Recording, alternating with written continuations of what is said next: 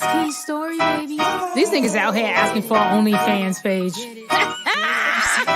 Now turn around and put it on him, I gotta be honest. He wanna see how low I can go. His homie's cousin Fred said he met me before I was putting that thing on the floor. Out with my friends, making my knees work. Damn, my ass needs a W2. He asked if I take critical payment, trying to see what that thing could do. Got a king bed for the big boss, got a fat ass and that shit's soft. I'm a bad bitty with a splash kitty. Good heart and big ass titties, it's freaky. I'm real nasty, get down and dirty in any weather. Cause it's wet, make him keep sweating. I'll make that shit last forever. Shawty get low, she hit a vibe, she get on live and get on the floor. Camera on, watch a GoPro, ass in the air, that's plane mode. Getting money, that's bankroll. She want the first, that's tank mode. Go big, go big, go. Watch it drop it low, look a big go. Hello,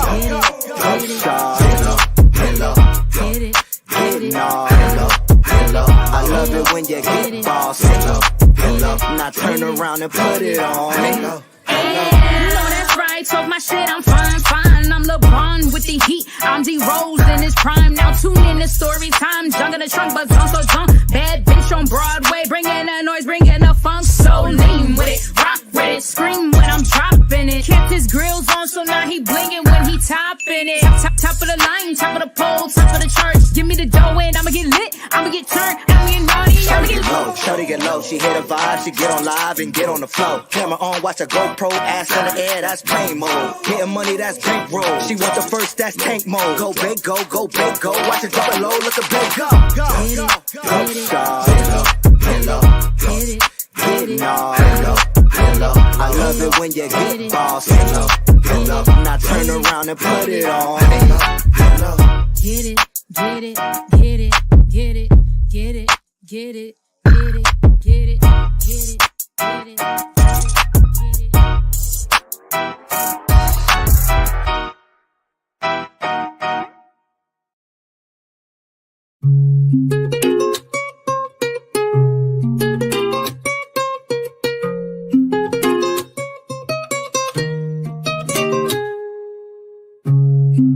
Me dices que me amas y que nada te hace falta, que te dejo sin palabras, que te lleno de emoción. Encontrarte con él fue algo tan cruel. Tú me traicionaste y a mi alma tú mataste.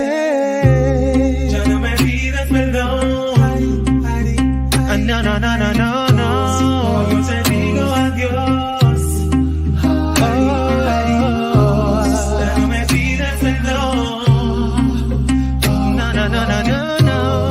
Yo te digo adiós, adiós. No,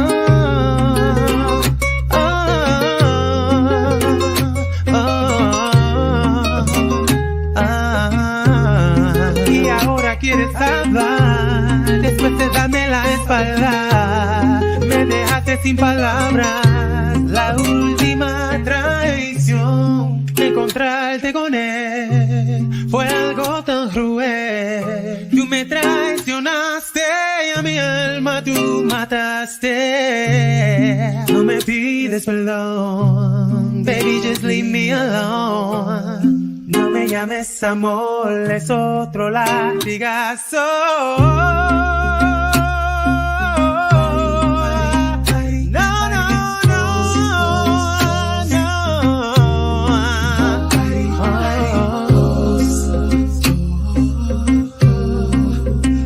Adiós, baby, bye bye. Adiós. Ya no me pides perdón. No, no, no, no, no, no. Digo adiós.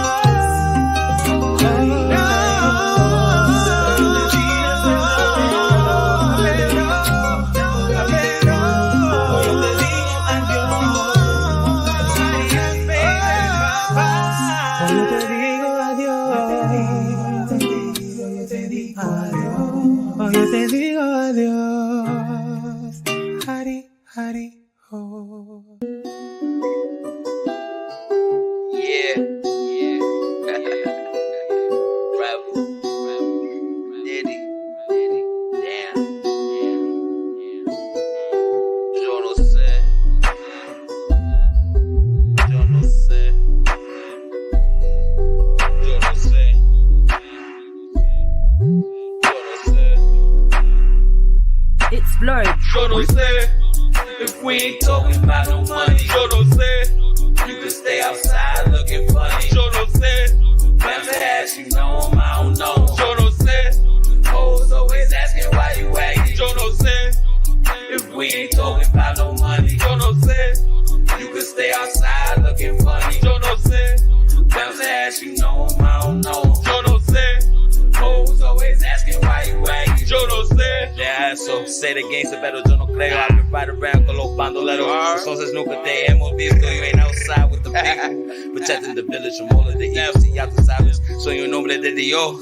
For the fam, I do the most. Disparales a la vista, Fendi, I try to approach. Turn a cabrón to a ghost. Si yo soy un mago. En el campo con la sama. Swear I only trust God and my mama. Let off a shot to make everyone buy love. Fly body properly move like a shot. Took private life until I die. If you wanna make it to mañana, come aboard the Fetty and a couple Hondas. Pop behind again. Yeah, I'm Puerto Rican. Still don't give a fuck. You know what time it is, claro.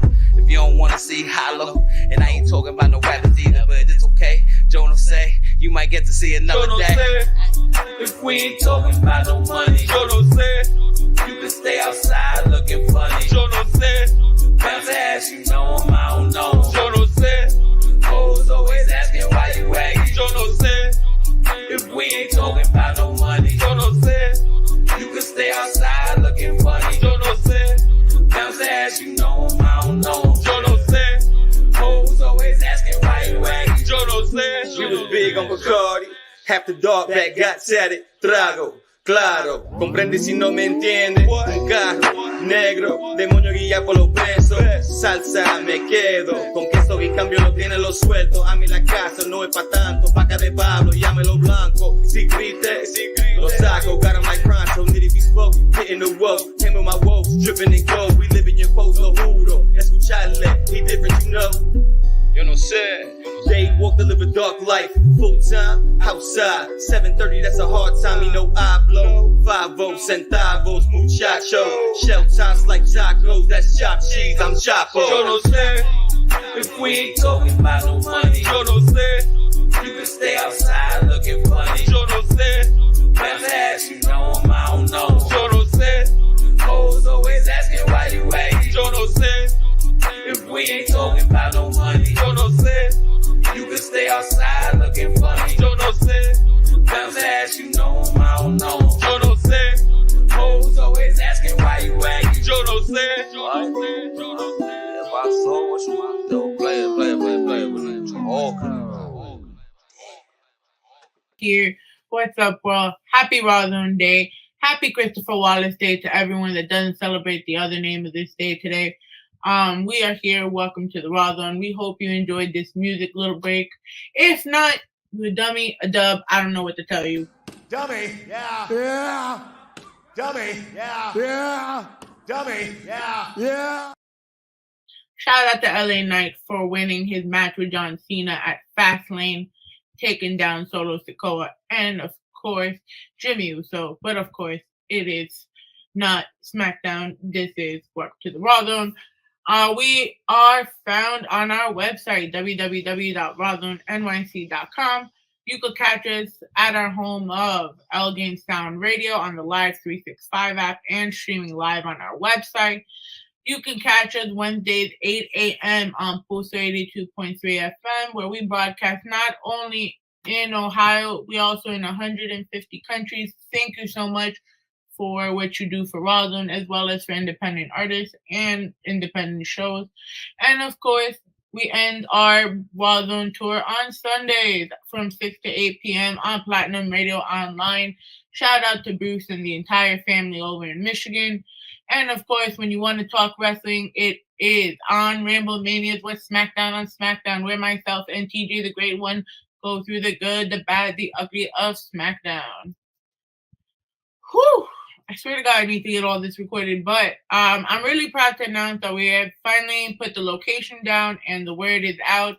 Our Give Back for Sean this year will be held at Catch Astoria. Shout out to the lovely friends over at Catch Astoria who are also former Iona College, now University alumni. They have been so gracious to not only host the event, but they are giving products out for their raffle, as well as donating the proceedings from the bar and certain amenities to our Give Back for Sean campaign.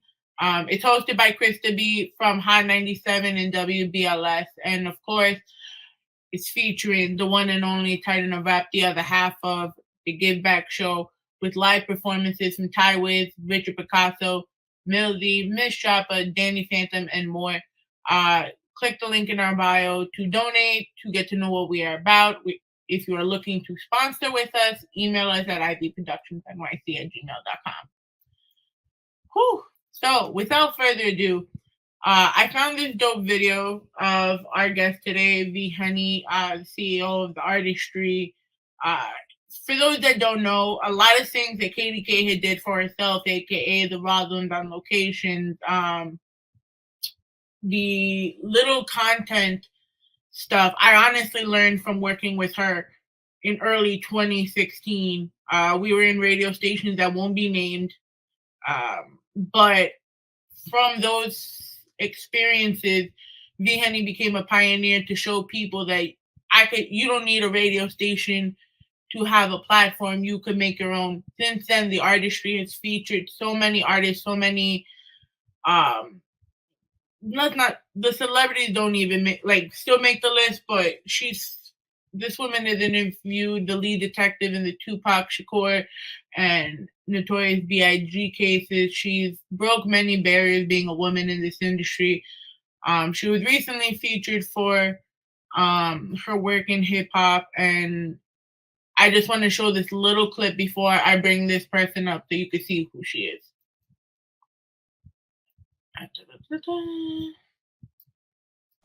I use Palo Santo all the time for protection.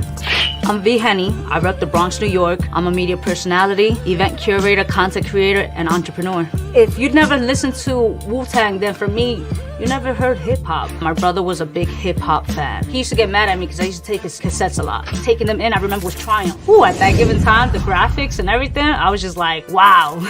It's Yours from Wu-Tang Forever. That showed me their growth. It's like we started growing up together. I went through so many identity crises. This Latina girl from the Bronx. I had no idea about my sexual orientation at the time. When I would go to events, Wu-Tang there in the building, and the fact that I fit in and was allowed to be myself, I was just V Henny, gay, proud about it. It wasn't just Wu-Tang or music overall was just a trend. This is a lifestyle. The outside world made it complicated. I made it my business to make it and push through that pain. This is me, who I am, and no one can tell me otherwise. Henny has, once again, she's made it okay for other ethnicities, cultures, vibes, orientations to be in love with the culture of hip-hop. She's never judged anyone who has come in her circle, and she's provided numerous opportunities for people to not only understand what they're doing, but to understand themselves in the process. So without further ado, let's bring on V Henny! That's good. I mean, we transcended, but we still gotta figure out, the sound effects. Nah, you good. Trust me, I do it with me or with my show too, and I'm like, I don't got a budget. You understand? So yeah, man. Like it happens. Nah, I appreciate the introduction. That was super dope. Super dope. Appreciate that. Appreciate you having me here.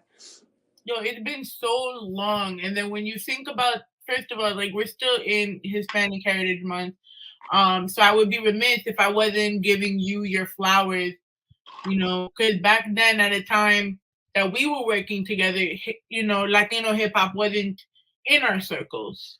Right. You were then merging, Latino music with hip hop, and you would bring stuff to the barrio in Harlem, and you used to see so many different cultures come through your door.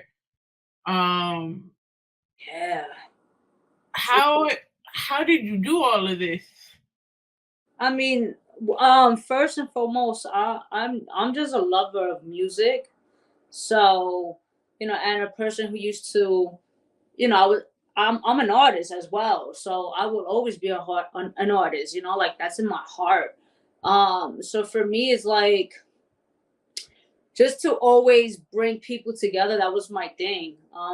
And I will say I'm blessed to say that I've worked with so many different genres And starting off, like coming into this, like when I first started off coming into this, for me it was just like I didn't want to judge somebody due to their like style of music or judgment.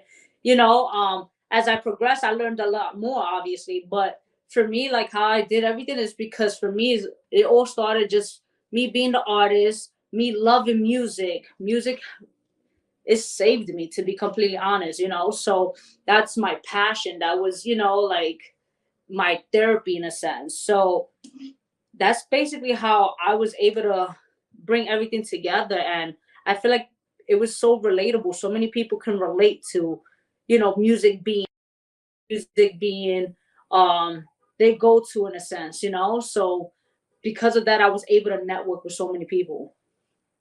Where did this love of, I know I'm not trying to make it sound like the generic interview, but No, you're fine because I haven't. But with you, your story is so deep rooted into music. And I know it sounds corny because I'm the one of the first people that wrote your bio, but you did grow up in a musical household. Your father was with Latino music, and then you just loved hip hop. What was it like growing up in that era? I think it was dope because my father was a DJ. So I grew up having the congas. I remember being a kid and I remember having I had a mic stand, but the play mics, like the toy mic stand, should I say, because we used to always do music, right? Because my parents would always have like little house parties. So I always grew up to like salsa, merengue. Then my brother, there's a big age gap between me and my brother. So my brother, he used to rap actually. So and my father used to take my brother to Coney Island to battle people. Because he used to rap and he used to break dance. So he used to take my brother to Coney Island to do break dance battles and whatever. So I grew up to I think it's dope knowing that I was able to see it. I think it would have been so even more dope if I could have experienced it, more involved, because I feel like that era obviously music, especially hip hop is in a different place right now. It has evolved. So for me, just knowing that back then I was able to see that, and my brother sort of put me onto hip hop, and my sister, whatever, so on forth. It was just, I'm blessed to say that I was able. I know somewhat of the history to all of it, So I love it. It's helped me a lot. Because I feel like even down to conversation wise now, I can get into certain conversations because of the knowledge that I know. Did you ever feel, because as time progressed, you also became a hip hop artist yourself, and not a lot of people want to really talk. You don't really usually talk about it. Nah, I don't, because I be hearing my stuff. And I was like, "Dad, that's trash." Nah, you weren't trash. I mean, for me, that was just me. I feel like I was ahead of the time with a lot of things, but But you were though. Because I was very emo with my music. I was lyrical, but also emo with it, in a sense where I used to dive into like certain alternative rock music, like sample it,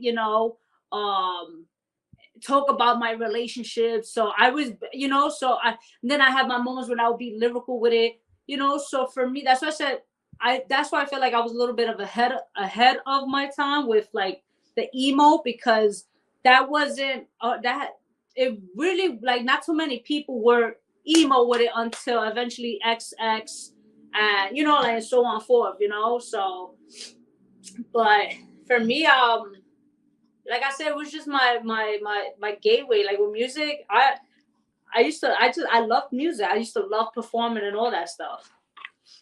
So where were you? Because a lot of Rawrrzone lately has been about reflecting, and what made us the successes we are now. And you and I, we've talked so much, because we've had that distance from each other, due to whatever it was, without. But the one thing, you know, we've both come to agree with is a lot of it has been a mental change. So where were you when you just started the music? Oh, but like you said, it saved you. So where were we at that time? When I started writing, I was in high school still. Oh, high school? What's it? No, middle school actually. Honestly, you know,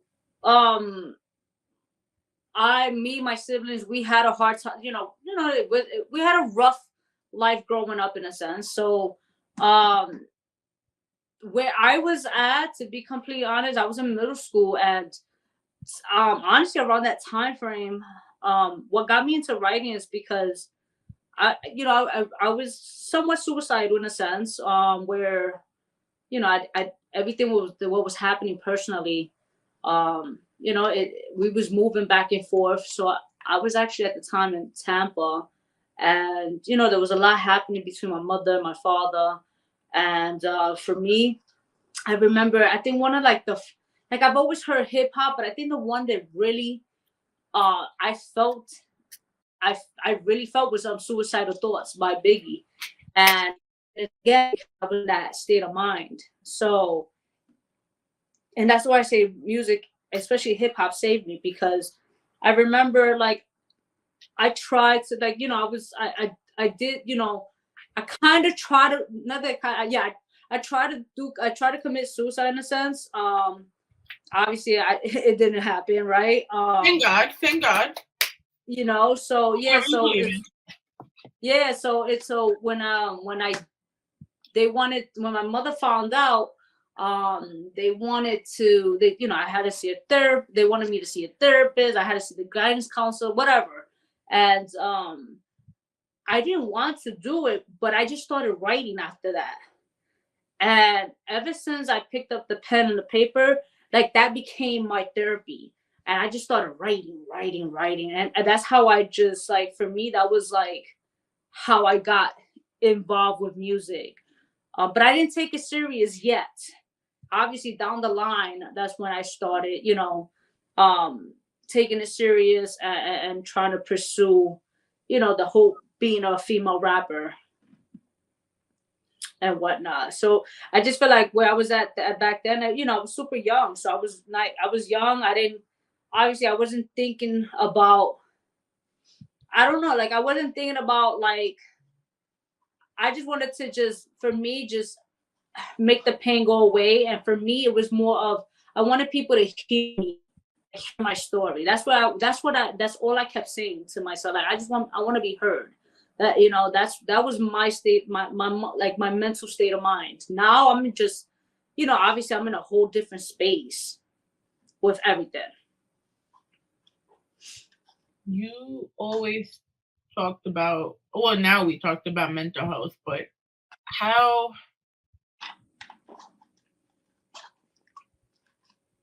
do you think things would have changed if the culture of mental health wasn't shunned back then?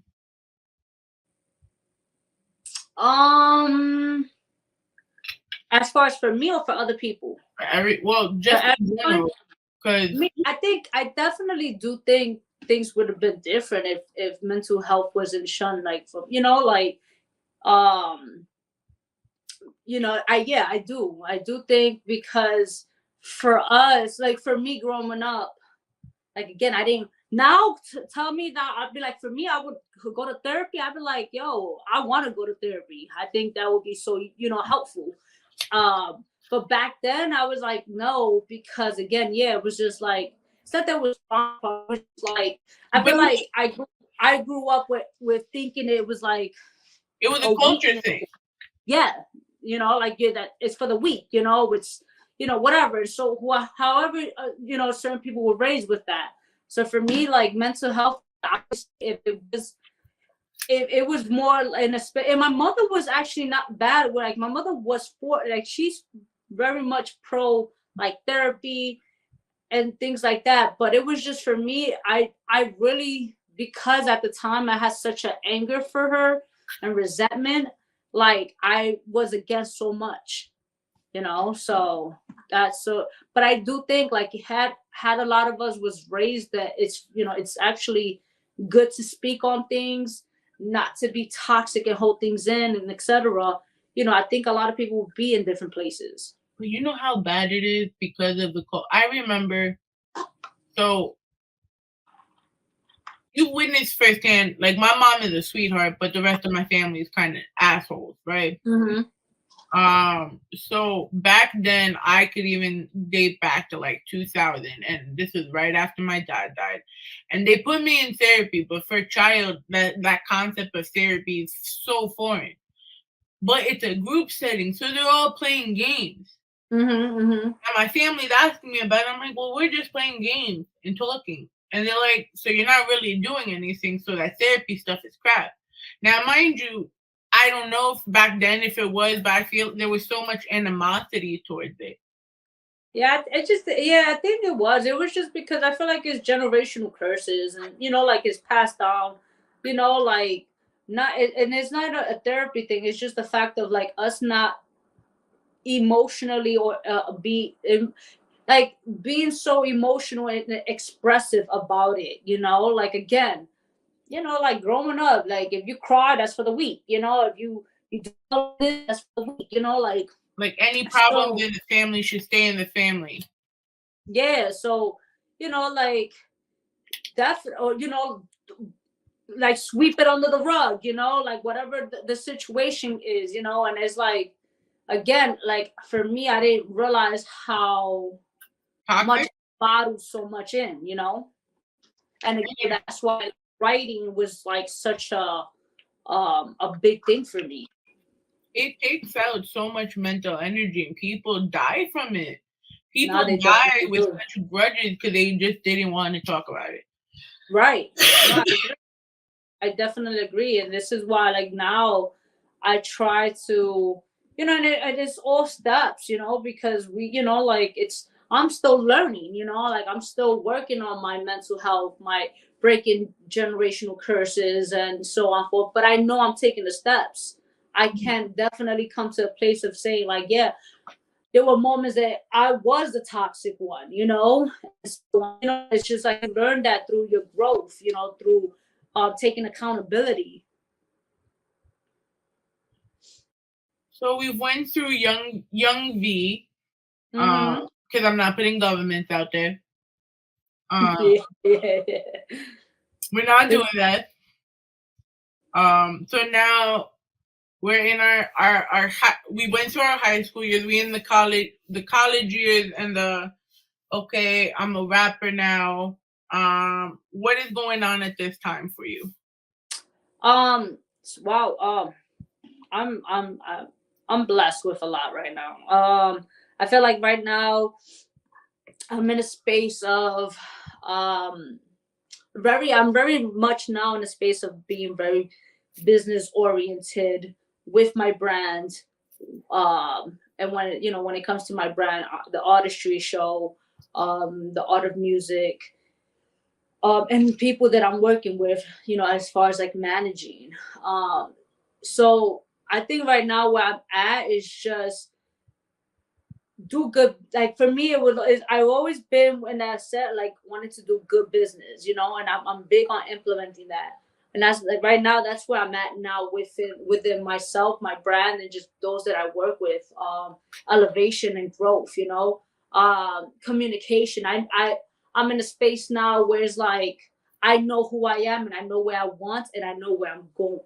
Before, you know, I wanted to, you know, like I said, I was rapping, but it was just like I'm rapping, but you know, just in case, whatever. Like where I'm at now is like no, you know, like there's no just in case. For me, this is my plan A, my plan B, my plan C. Like I'm on tunnel vision right now, so it's like I can't think about a just in case.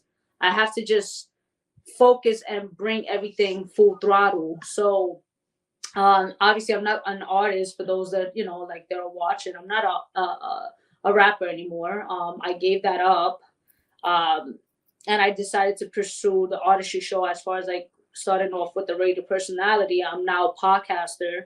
And from there, I started dabbling into management, in which I managed and worked with some dope artists, and, we end up going our separate routes. I'm now working with other people, and I just been networking, and making sure that I maintain the level of professionalism, especially as a woman in this industry, whether it's music, entertainment, whatever it is. Just as a woman, I have to, I guess, represent and maintain the level of professionalism and show people that I'm here to stay. I remember when you first took the plunge. You quit your job. Right. After all the bullshit, and you started doing the artistry showcase, the art of music, in the place with the awesome mac and cheese pizza. I'm still never gonna forget it. Oh my God, yeah. They're no longer there. What you mean? Yeah, he sold the venue. And I still would have been. That's the me and him still talk. He, I think he's planning on opening a venue out here in Jersey, but yeah, he closed it. Yeah, he closed it. He was telling. I was like, I was obviously when he closed it, he had told me, but it was during COVID, and but yeah. I'm so upset. Yeah. Like, you really started the whole underground theme. You gave opportunities to people way before anyone else, and you've now, like, how do you feel? Did you think that you were gonna do everything you're doing now during those times? Nah, I didn't think I was. I didn't think so. I think it's dope that I was able to work and help other artists. And when I say help, it was just like, for me, it was just like bringing them on the show, and or even working with them for them performing and so on forth, right? Like, I didn't think any of it, honestly. I didn't think it was gonna lead me to where I'm at now. But I always knew that I was going to be in the music industry. So I went in, like, when I came into this, as far as like when I quit my job. So for those that know, I quit my job twice. Quit my job, and then eventually a few months later, because I quit and I didn't really plan it out, and so it wasn't a smart move for me to quit. Eventually I ended up getting a job, and I was in that job for like maybe, I'm gonna say, about a year and a half or so, and that was the last time I actually, like, I would say, really worked for a company in a sense, and that was with Insomnia Cookies. So when I was working with them, I was still trying to pursue certain things. The good thing with that job is that they knew that I was doing what I was doing. Then once I left that company, I left it in 2019, and that's when I was able to do what I got to do. It gets rough, but I think because the first time I went so blind, I took that leap and I went so blindly with that.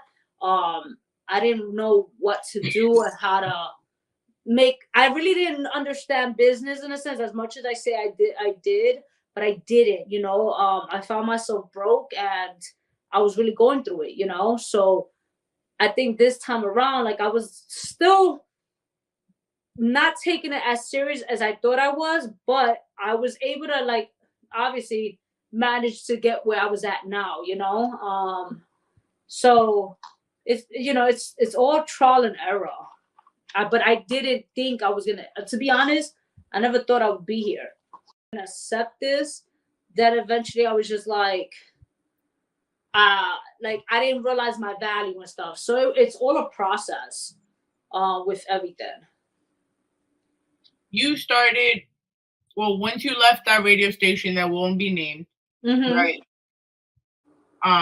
you started doing everything essentially, like I think we could say it years later now. You started out of your house the same way I did with the photo studio. Right. I actually started in my boy's apartment. So the artistry, I started artistry in 2015. Then I left and I started literally like the artistry like on my own website, my own platform and everything in 2017. In February. I remember that.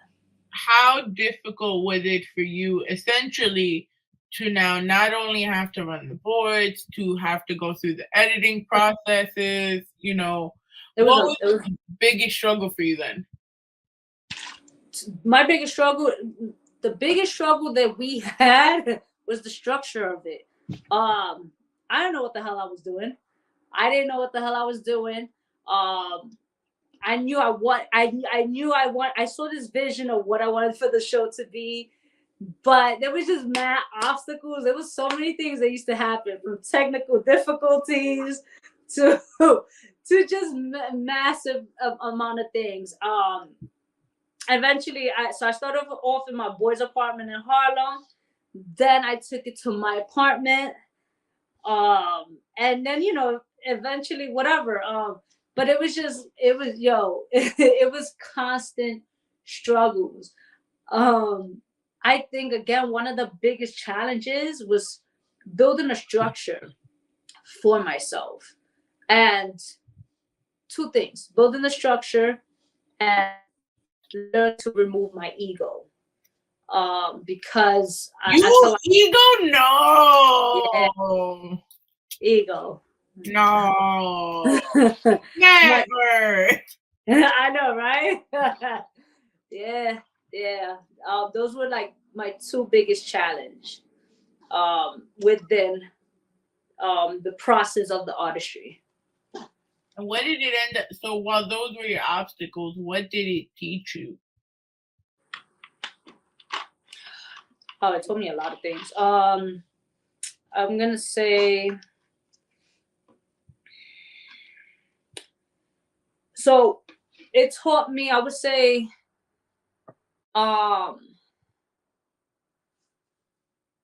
it taught me to listen, right?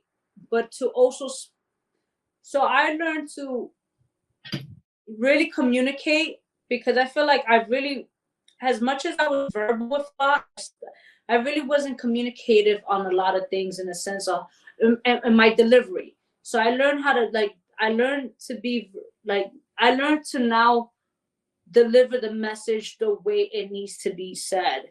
Instead of me, before I used to say certain things and expect you to, I guess, know it offhand. And I'm just like, well, I told you this and I expected you to do it so I don't know if that makes sense, but it was just, for me, it was just more like learning to communicate, deliver the message. I've learned to listen.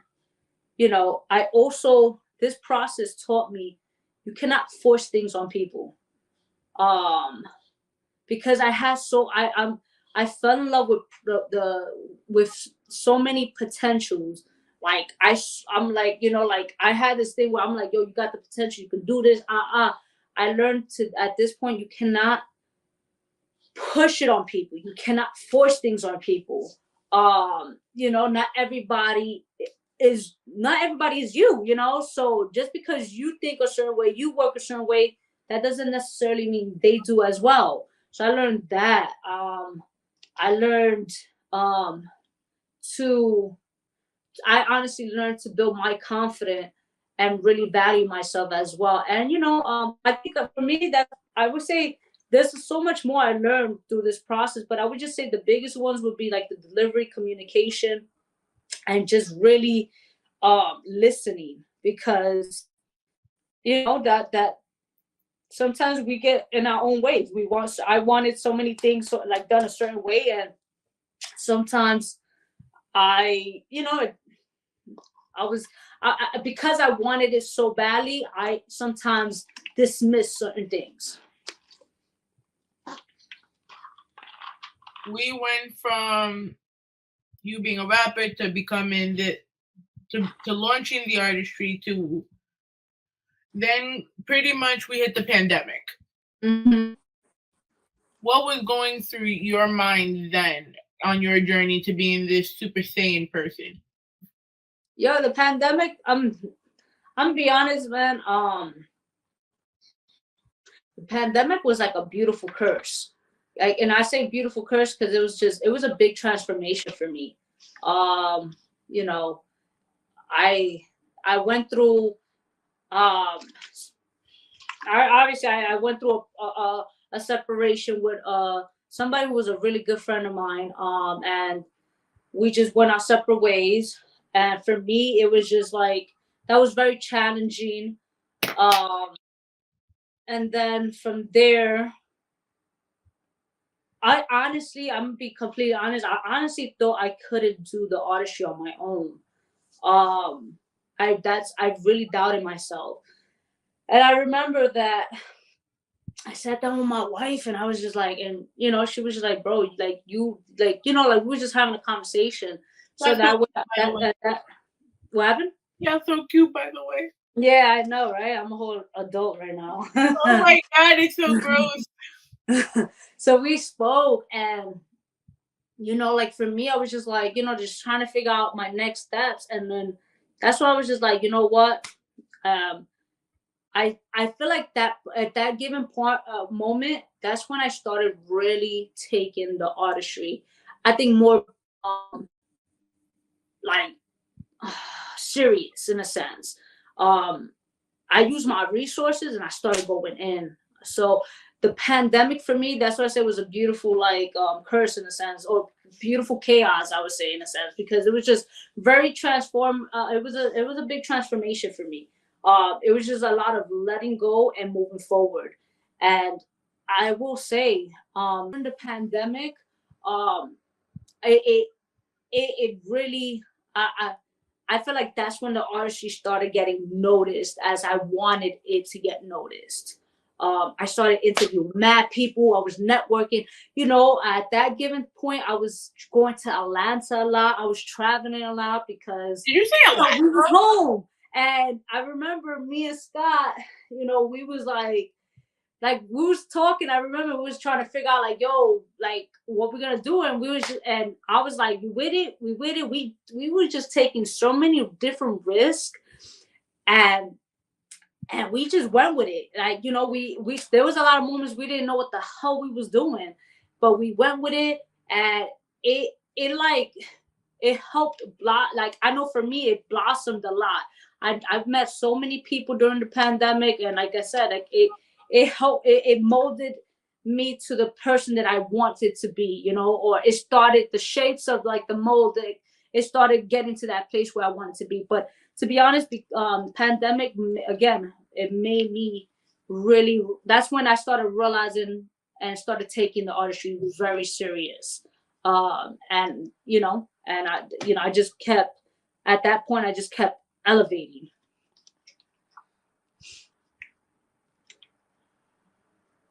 What were your top guests on your show? Yeah, I got some. So top guests, okay. Or whatever is memorable to you. I think top guests. I have a few, honestly. The Chicla Maleni was one of my faves. I had so much fun with that one. I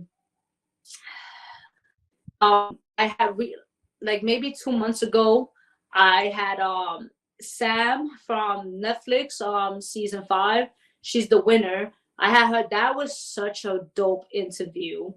Elijah the Boy was a good one. Let me see an oldie. I think an older one that I would say I liked.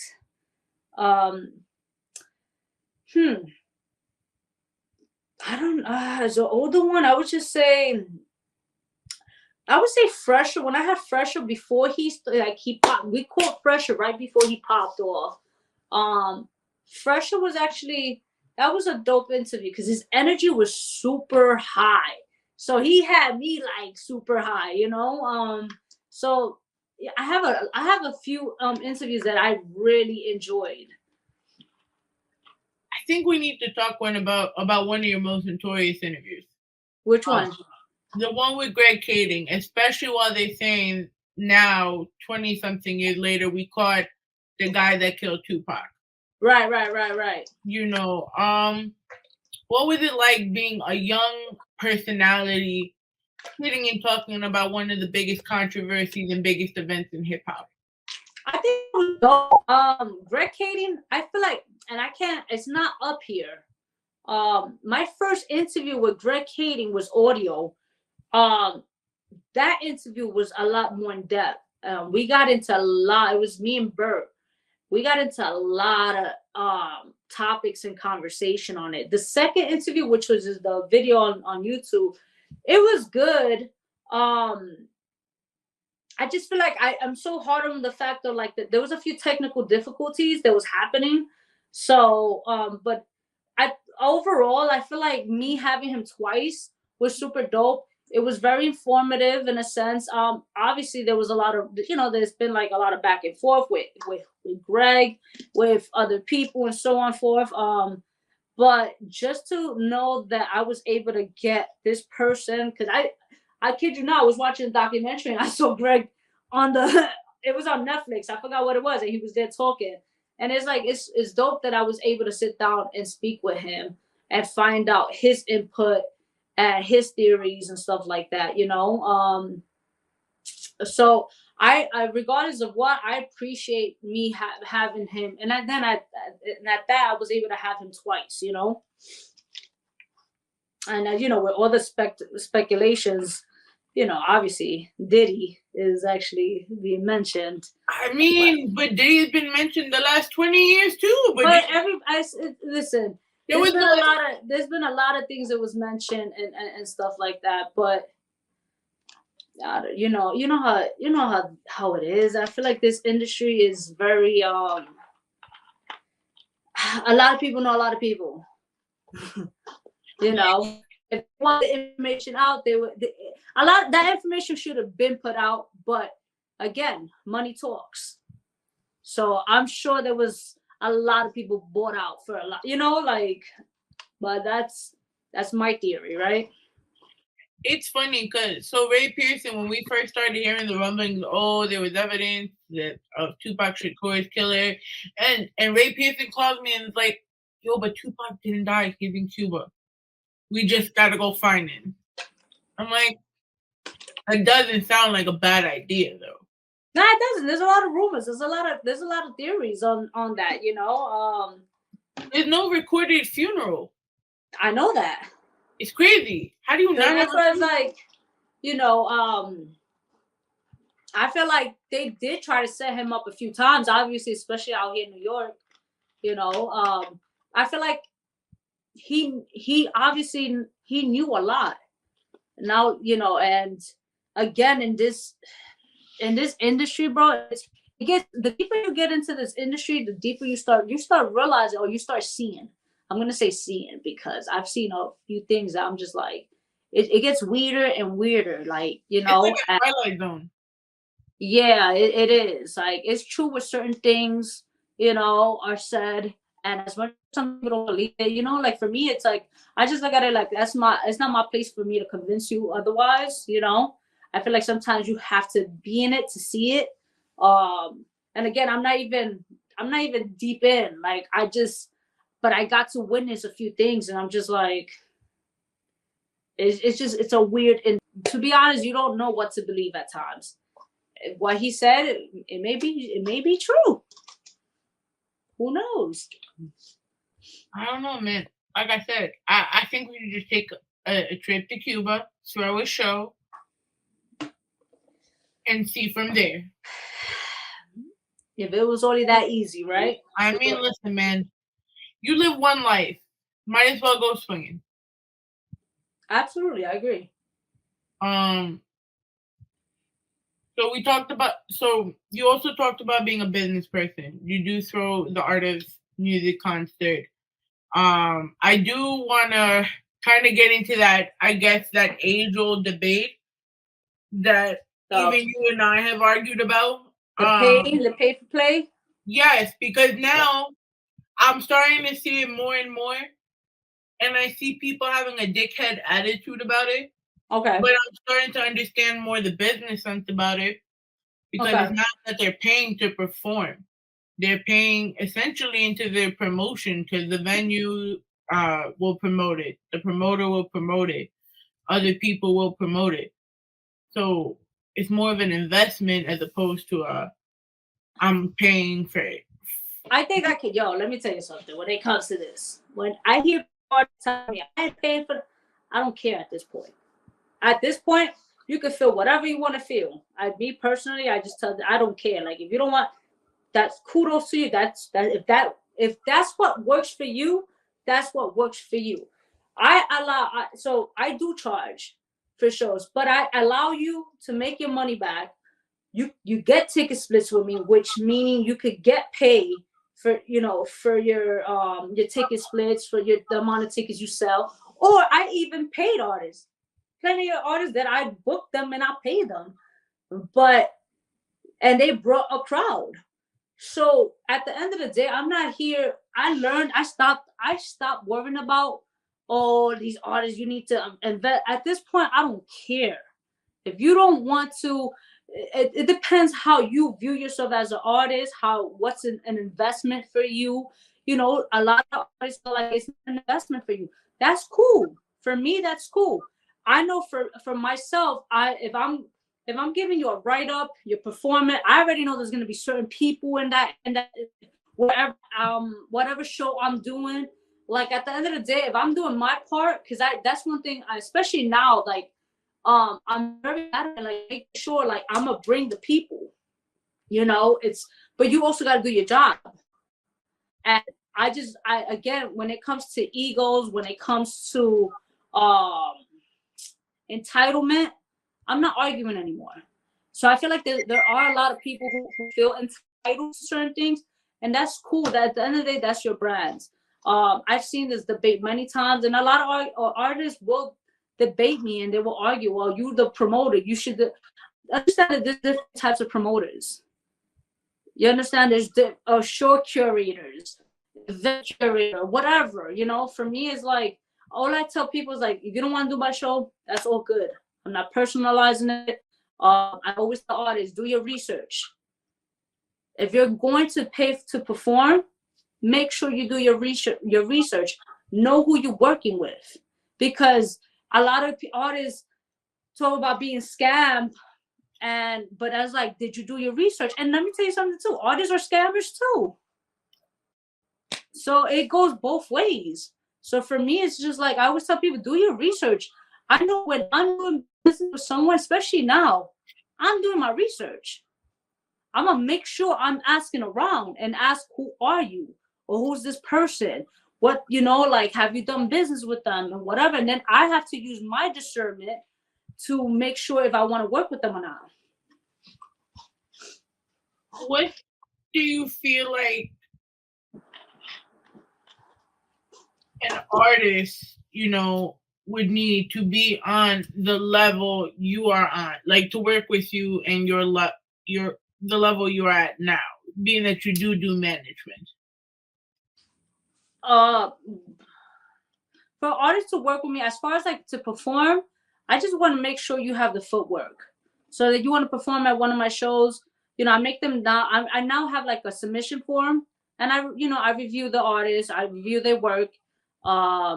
If like, and I go through their page, they have to submit at least a little small description of themselves and etc. Right? So I can see, and they got to submit like performance video. So I've seen some crazy stuff. I've seen some crazy stuff. I was like, I had this artist send me a performance video, like submitted themselves, and one of the performance video clips, they were, I guess, having a picnic, and the front of the video was like their toes, and then they come on, they're like lip singing to this song, and they were like on the grass, and I was just like, nah, like it's. I've seen crazy videos. So for me, for you to perform with as far as like my shows, submit you know, I always tell people, you approach me. I feel like you can easily approach me. Just do it properly. Introduce yourself. Don't just be like, hey yo, what up? You know, for me, I'm gonna leave you on red. As far as like working wise, like management, I'm being honest. I'm not really in that, like, I do consultations. So I get a lot of artists they want me to manage them. I go about the whole consultation route. You know, I can consult you and provide you certain information and, like, you know, what are my thoughts, or help you with reading the contract and stuff like that. Obviously there's a fee, but as far as managing an artist, I have to really, like, I gotta believe in you and I gotta really build with you, you know? Because as far as like, I've managed artists in the past, but then I stopped. And then it's funny because even down to K Goddess, right? Like K Goddess, I didn't even want to be part of her management team. It just happened. Like she'll always tell people that too. Like V Henny didn't want to manage me, because I was just like, that wasn't my goal. I just built so much. Like we built such a relationship that it happened that, you know, we went that route. So for me, I feel like if I was to ever go back to managing an artist, I gotta build with you. I gotta see, you know, like I really gotta believe in you, because I've met so many, again, falling in love with potential. I don't allow myself to fall in love with potential anymore. How do you feel we've evolved as hip hop, right? We went from the days of listening to the music on tapes, and then CDs, and then just so many different genres emerged from it. Like one of the female pioneers, especially in this New York industry. How do you feel about its growth? I'm being honest. I think with hip hop, it's a love hate. Like I love that it's growing, but you know, there's certain, you know, I everything is right now, like the context is not there like it used to. But this is my thing. I feel like there are dope artists out there. You just have to look for them. So I feel like the growth is beautiful, it's dope because it's evolving, but people are so focused on the mainstream that they're losing sight on really like the independent or underground scene. There are talented artists out there. And the way that a lot of these artists are evolving is super dope, because a lot of artists are being creative now. They're realizing that it's okay to be creative and it's okay to step out the box. The thing is that, again, so many people are focused on mainstream that they're losing sight on what's out there as well. If you really tap in with certain artists, like, you know, as some people don't want to support their mans because whatever the reason is, right? But what if your man is dope? What if your man is super creative and you're dismissing him or her because you're so stuck on the mainstream level? You understand? Or maybe they're just trash, you know. But I just feel like overall, like people are just so focused on the wrong things and they're overlooking at what's really out there.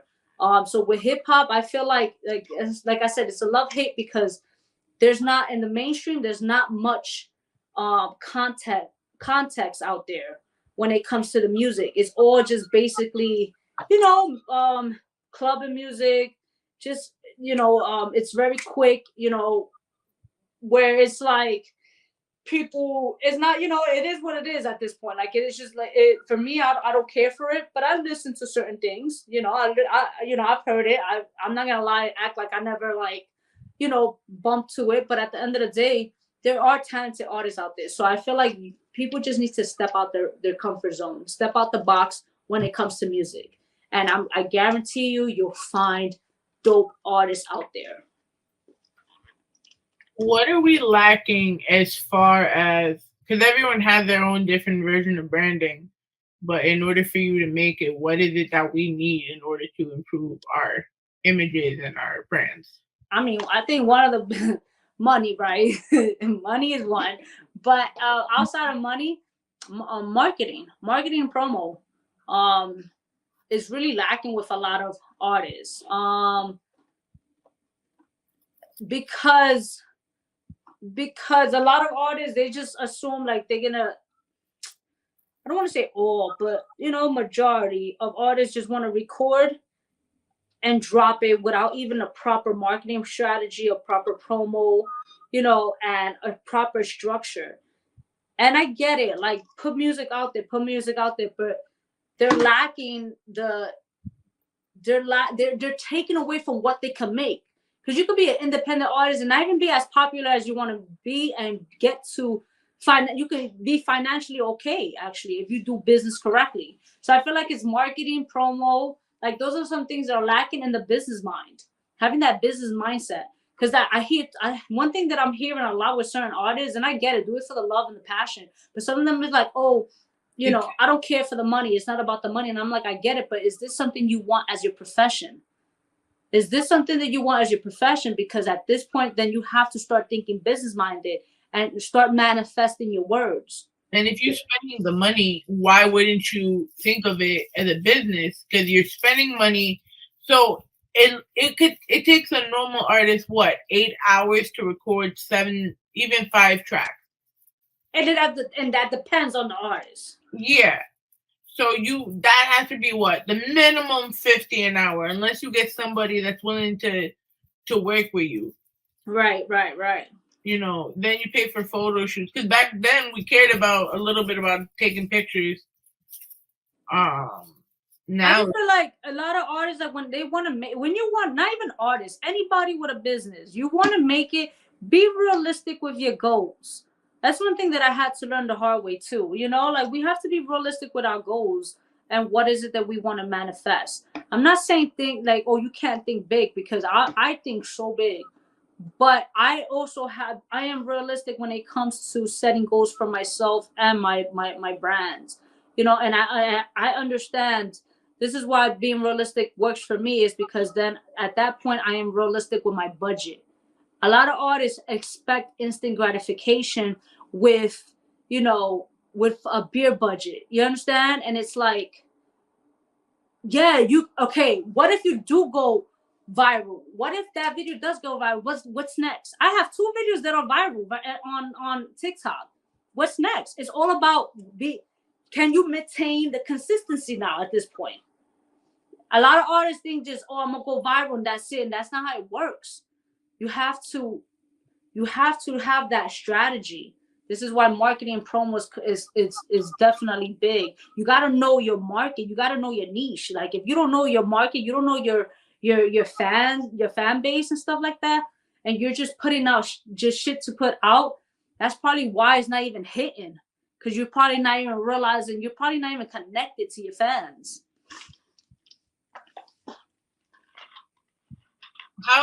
How do you start to build a relationship with your fans?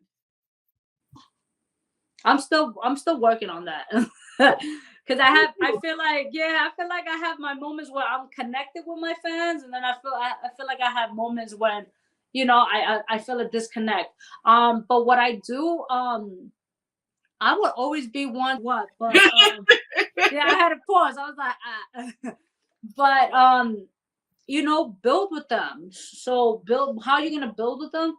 Utilize your tools. For me, I do like sometimes Q&As, or I do like polls.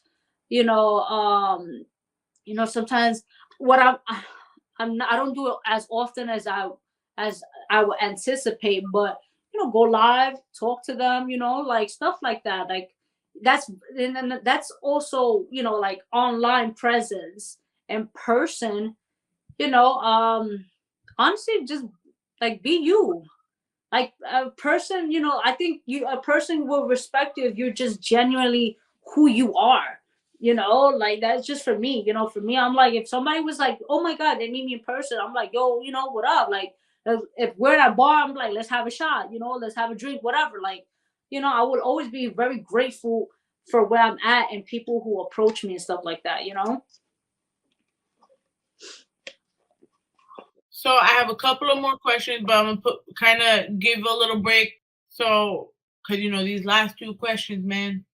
Okay. All right. So I'm going to use the bathroom now. I got to use the bathroom. I'm drinking a lot of water. So we're going to take this music break. And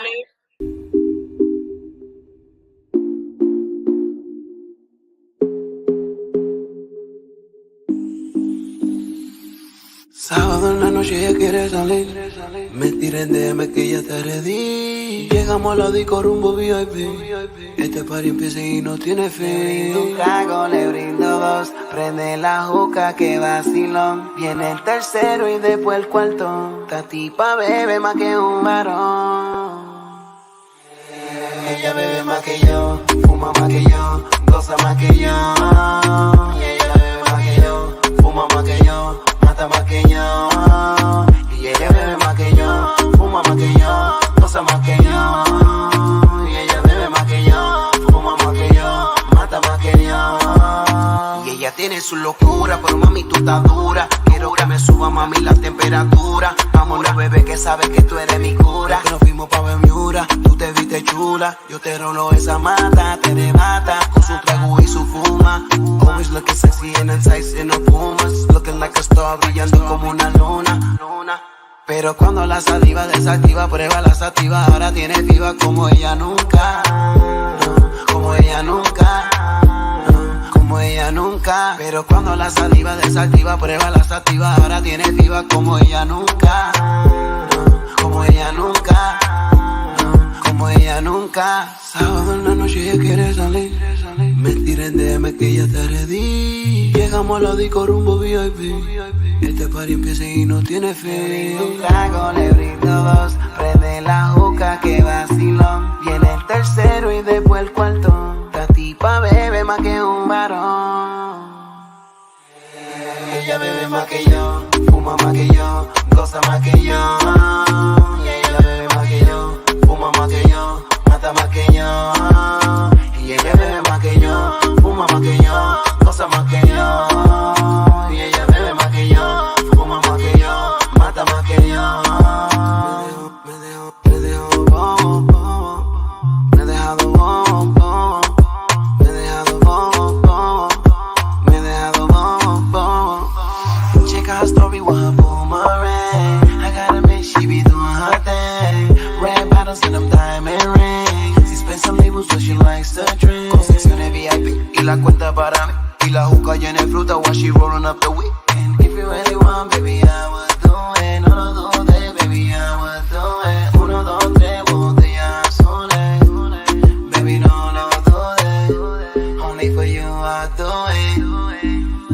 Y eso es bebe que bebe, jala que jala, fuma que fuma, humo que traga.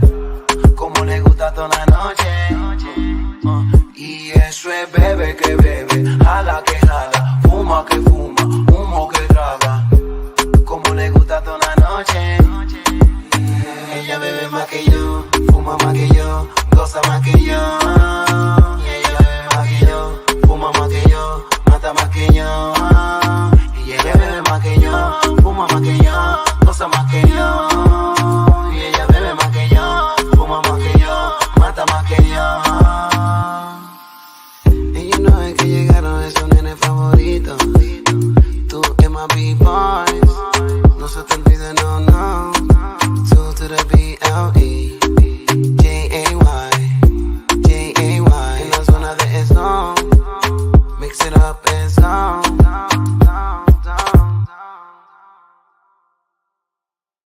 You are now watching an Edwin Escobar visual.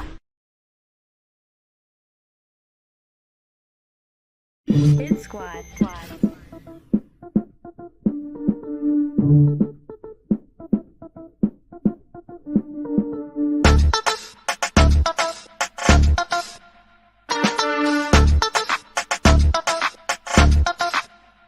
Vamos a aprender, pásame martel, que la noche está joven y los jóvenes quieren beber. La musa la mangué, alto rango este nivel, azul yo solo quiero ese papel. Y las cueros saben que vamos a hacer. Y las cueros saben que vamos a hacer. Prende la juca que quiero fumar. Prende, de este party aquí nadie me va a botar. Prende, tenemos la tabla por si acaso.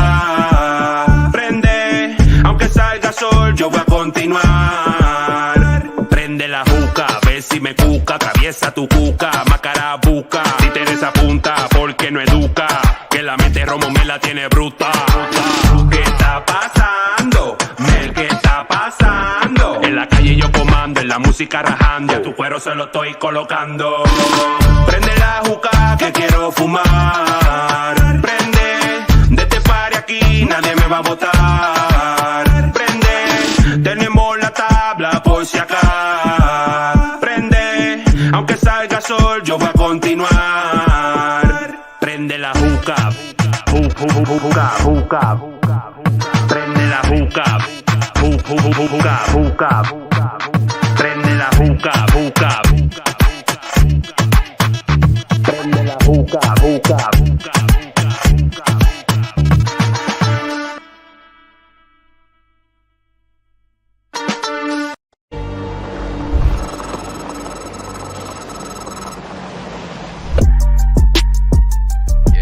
CTV Fast Guy Ski Mask son cosas de la gran manzana, manito, y tú aquí tú me entiendes. Salí como Colón con 3 carros a la conquista. Todo el mundo entablado, par de target en mi lista. Tu jefe es una Atari, tú te crees que es señorita. Tu shorty on my body, como si una revista. Ellos creen que me caí, pero sigo aquí.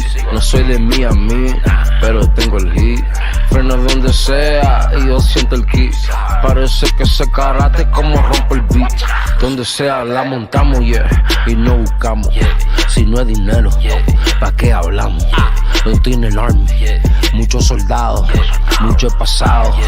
Pero he pasado cause it's draining all my energy. Soy el MVP, si no tiene un milli, why you next to me?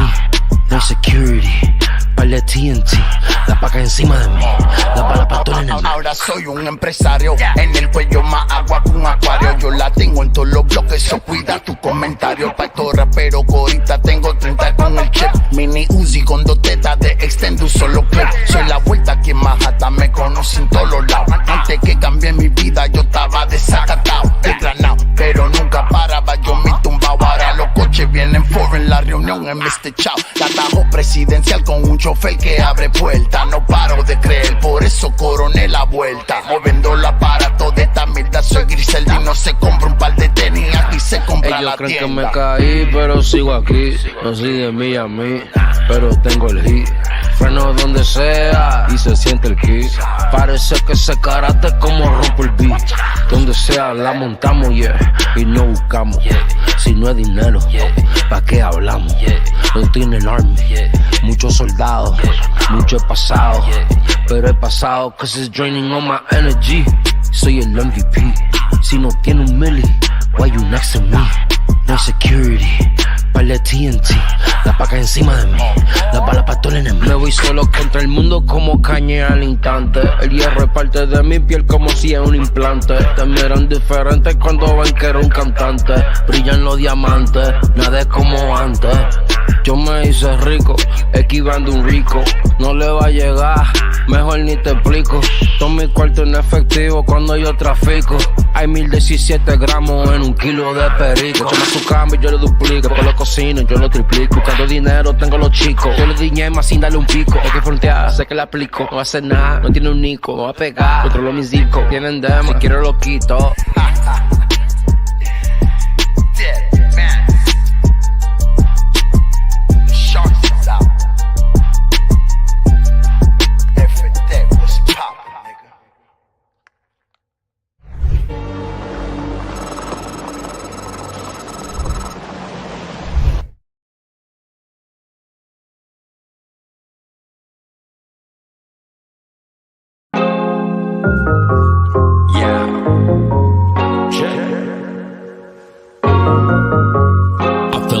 When I walk through, don't care if they know who I am, I'm a fan of myself, I'm the man, you could tell by the smile on the faces of biddies I talk to. Fly guy, fresh Prince of Ella, came in the spot, all black, backpack full of loud, try to tell about the smell, you could tell by the smile on my face and the red eyes. Take a minute, listen for a second, pep in my step cause I never come in second. Never stressing in the club, two-stepping, got a bottle in my hand and my lady right next to me. Standing on couch is my hobby, in the club or the hotel lobby, breaking the rules like there's nothing to lose, out there one of you two try and stop me.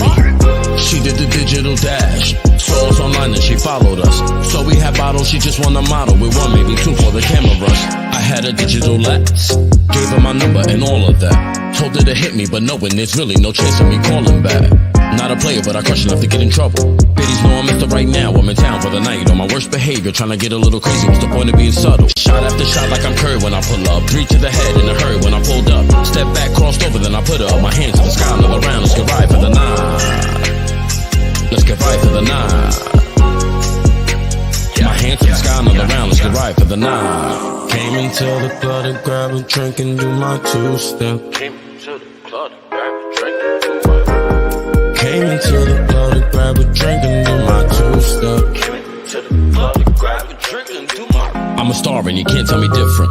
I feel like that dude when I get in that mood. I don't know what to do, how to move. I be acting a fool with some drinks in the system. Women treat, go weather the recipe. Parties on hills, some hills for her next to me. She got a friend, they both wanna mess with me. Only in town for the night, so it's meant to be. I had a dream, woke up after chasing money, power, respect. I'm impatiently waiting for my time to shine. I'm gonna make it regardless of whether it's given or taken. 6 cents got me bugging seeing dead people. Pockets full of legends, missed text from the mistress. Got my drink on, now I'm bound to get in trouble. Shot after shot, keep me mellow when I pull up. 3 to the head like I'm mellow when I pulled up. Hesitated for a second, then I put up my hands to the sky, another round. Let's get right for the 9. Let's get right for the 9. My hands to the sky, another round. Let's get right for the 9. Came into the club to grab a drink and do my 2-step. Came into the club to grab a drink and do my 2-step. Came into the club to grab a drink and do my 2-step. Came into the club to grab a drink and do my 2-step.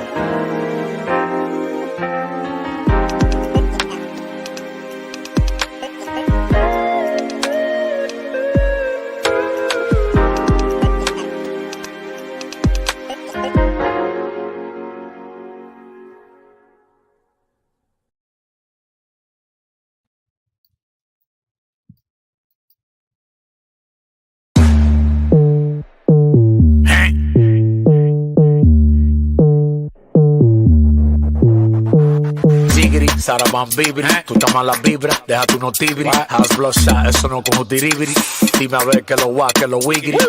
Tigri, Saraban Bibri, tú estás mala vibra, deja tu no tibri. Dime a ver mami que lo guá, que lo wigiri. Tryna smash, yo no estoy en cotoribiri. Tigri, Saraban Bibri, baby. Tigri, Saraban Bibri, baby. Tigri, Saraban Bibri, baby. Always on time, con una nota alta. Tigri, Saraban Bibri, baby. Tigri, Saraban Bibri, baby. Tigri, Saraban Bibri, baby. Always on time, con una nota alta. Eyes low, estamos chinos. If you wanna join my situation, girl, sigue mi camino. She's calling me handsome, moreno fino. I can take you home o te llevo a tu destino. Hot.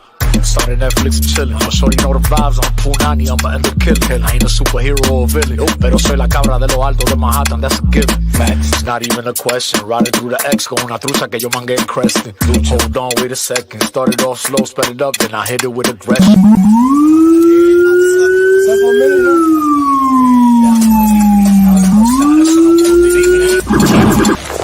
Some bullshit. Ya tú sabes que lo que es, nigga. We out here, we outside. You motherfuckers fucking with us. The smoothest. Alright, nigga. We still made it happen, nigga. Niggas gotta go eat donuts, nigga. We chillin', nigga. We lit. It's not even a question. Riding through the X con una trucha que yo mangué en Creston. Hold on, wait a second. I made the song, after that we started sexing. Yup. Jiggity, Saraban Bibri. Tú estás mala vibra, deja tu no tibri. House bloodshot, eso no como tiribiri. Dime a ver que lo guá, que lo wigiri.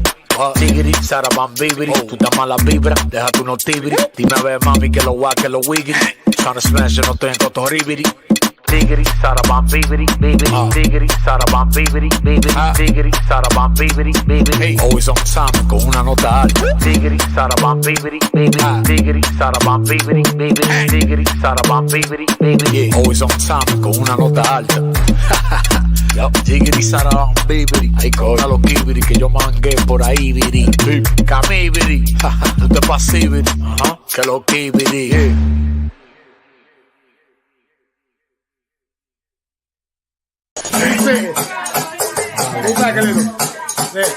Parece un kilo, parece un aparato. Tiene un sabor porque lo siento en el carro. Parece un peneo, a donde yo te saco. Si es un kilo, pero quítate los tacos. Parece un kilo, parece un aparato. Tiene un sabor porque lo siento en el carro. Parece un peneo, a donde yo te saco. Take the pills, bro, pero quítate los tacos. Quítate los tacos. Quítate los tacos. Quítate los tacos. Quítate los tacos. Quítate los tacos. Quítate los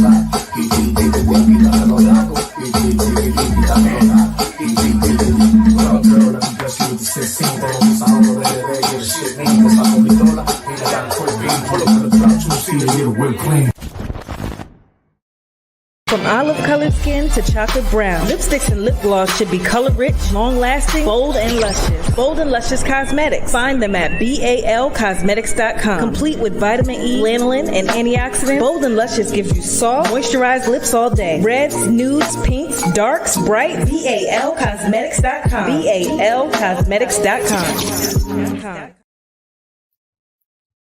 And we are back here. Welcome to the Rawrdzone on our website, www.rawrdzone. Catch us on Elegant Sound Radio, Puso 82.3 FM, and Platinum Radio Online. So, we've been friends for a long time, man. Yes, yes. If we had a game night and I laid a draw 10, what are you saying to me? Wait, what in the friendship ending is this, Jordan? Yeah, I mean, bro, it is what it is. You understand? Like, oh man, I saw that and I'm like, I'm pretty sure if I dropped a draw 10 for you, you'd curse me out. I mean, for me, I just like word, yeah, like, yo, cause it's funny. I was playing a game. What was I playing? I think I was playing Uno. I think it was me, my mom. Like it was a few of us, and my mom was like, she was going in on us. Like I was like, word. She's like, everyone for themselves. I was like, you know what? You're right. You know. Oh so man. I can't, but if it was, I'd be like, oh, okay. I see how we're playing. I gotta reciprocate the energy. I'm just saying though. Listen, I ain't mad at it. Oh man. You mentioned you work with King Clairvoyant. Yes. And when doing research, it's more about spirituality. Right. What is that like to work with an individual with like unique services, I guess you want to call it? Working with King is super dope. But those that don't know, King is that's my wife actually. But I wasn't trying unless you were okay. No, it's fine. Because I feel like she puts it out there, I put it out there, But working with her it's funny because like she tells people at times like she doesn't like me as the business person, right? Because I'm such it's not that I'm an asshole, but it's like I'm very stern. No, I'm not, right? Me an asshole? What? Never, no. Right? I'm like, no, me? Never. Right? But I just feel like for me, when it comes down to business, I just feel like I'm very stern and very like blunt with certain things, right? So working with her has been is honestly it's been a blessing because the way she's moving is insane. There's gonna be moments that we don't see eye to eye with certain things, but the communication is definitely there. She does. I do appreciate that she takes in like when I vocalize like certain things in a business aspect, she takes it in, and she really does try to implement. There's certain things that I would tell her, like as far as like certain changes. But for the most part, what I do love about working with her would be the fact of like she's very hands-on and she takes initiative. Like she does things on her own. It's not like I have to micromanage or anything like that. So I appreciate that. And it's helped me as well, like learned about myself in a different avenue because I got so used to working in music and stuff like that. So when I do work with her, it's like it's a whole different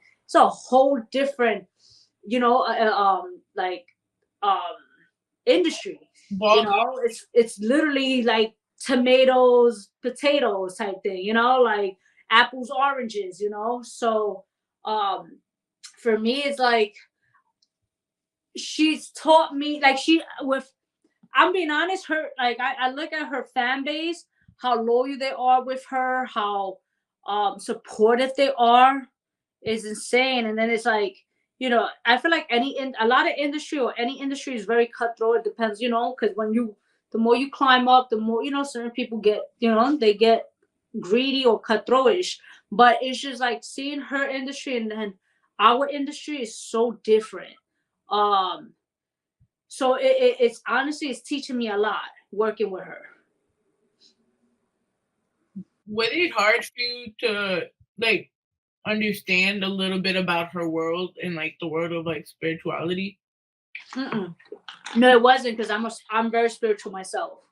So for me, that's actually what I grew up to. So I love that we can actually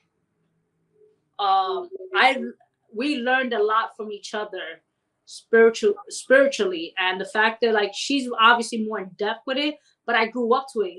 Like, my sister's in that industry as well, and she's heavy deep in it, like, like, they're both in a space of like performing rituals and so on forth, so I actually embrace it. And if anything, like, it's helped me elevate within myself, because, like, whether you're religion, spiritual, whatever, like, it's just me personally, in a spiritual aspect, it just made me get to know myself more, and not really question myself, because in the past I did that because of fear of, not of fear actually, because people judge, and it's like they hear spirituality, they automatically correlate it with other stuff, and it's like, bro, if you don't educate yourself, you're gonna come out naive, assuming that it's one thing, and it may not even be like that,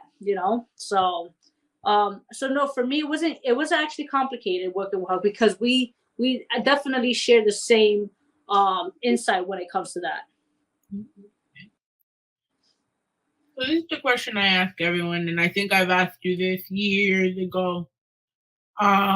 Without music and what you do now, who would you be?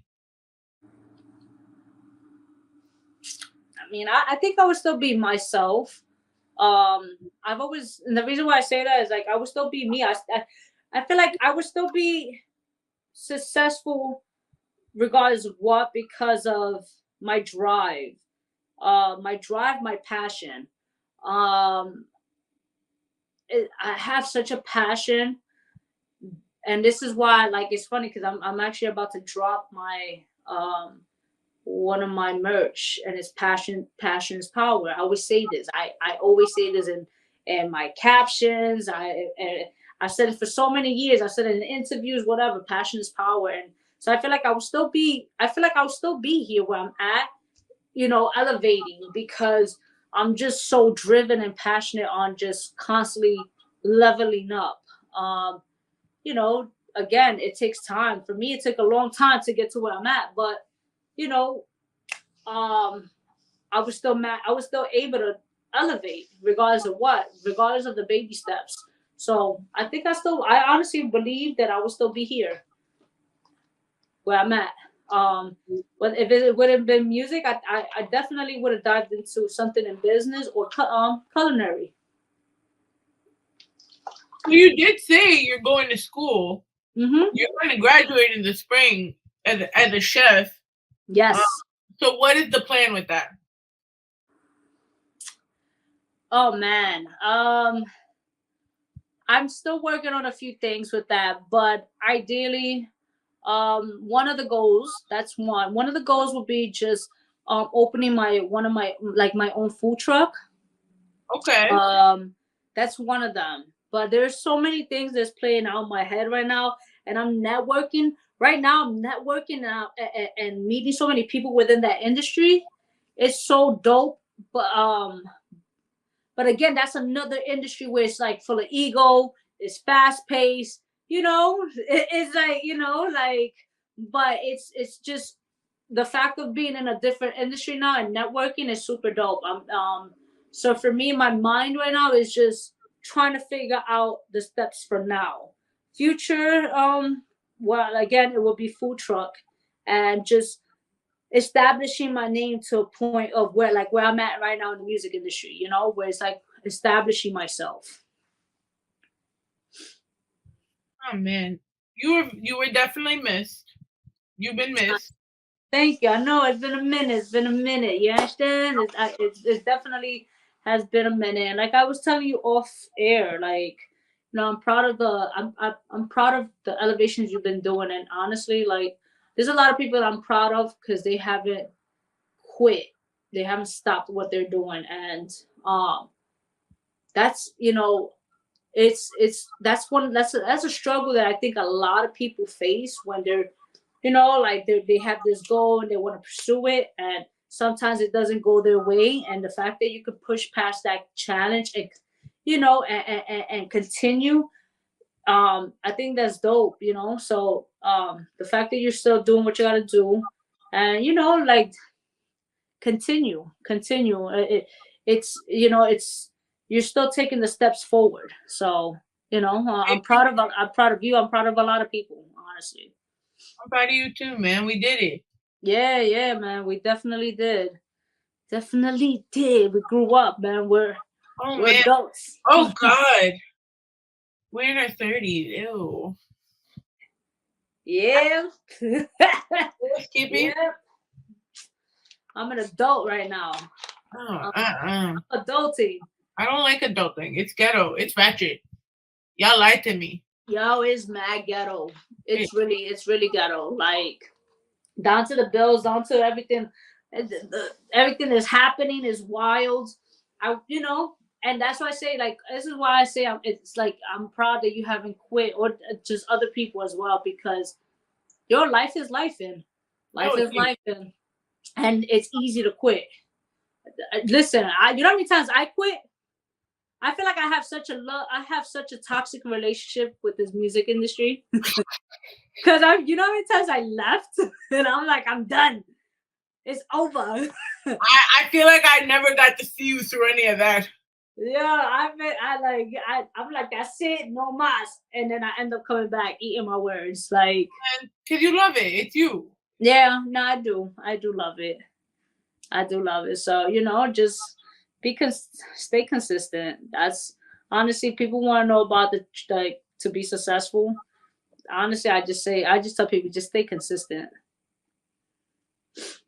So for the millions around the world that we're going to manifest, that are going to watch this right now, and to those sitting in all the arena seats, where can they find you? The one, the only, V Henny. You guys can find me pretty much V Henny anywhere. So it would be Facebook would be V Henny. It's VEEHENNY. And then on Instagram it's VHENNY_. And then you could find you gotta redo it. Yeah, I'm already like and then you can find the Artistry Show across all platforms. Literally the Artistry Show, the Artistry.live, and that's basically it. That's all the platforms that I believe that you can find me on. I'm pretty much just everywhere, from IG to TikTok, Facebook, and stuff like that. And follow me, check out my work, see what I do. If you like it, you like it. If you don't, I mean, it is what it is. I may not be for you, but I'm for someone else. What's up, world? It's your homegirl Ivy, Katie, whatever the fuck you call me, I'll still respond to it. Just don't call me a bitch. But you can find us everywhere at www.rawrzonenyc.com. Follow Rawrrzone everywhere at rawrzonenyc. Catch our replays on Elgin Sound Radio, Puso 82.3 FM, and Platinum Radio. And of course, you can catch us on Spotify, Apple, Twitch, iHeartRadio, Amazon Music, and wherever you stream your podcast. Remember, when you go to YouTube, click on the bell, and all of our content will go straight to you. Shout out to the boys at What's SmackDown on SmackDown. Catch us recapping Fastlane as well as What's SmackDown on SmackDown. And for myself, you can follow me everywhere at IamIV.xo_. For everyone, it's a good fight, a good night, and we'll see you next week.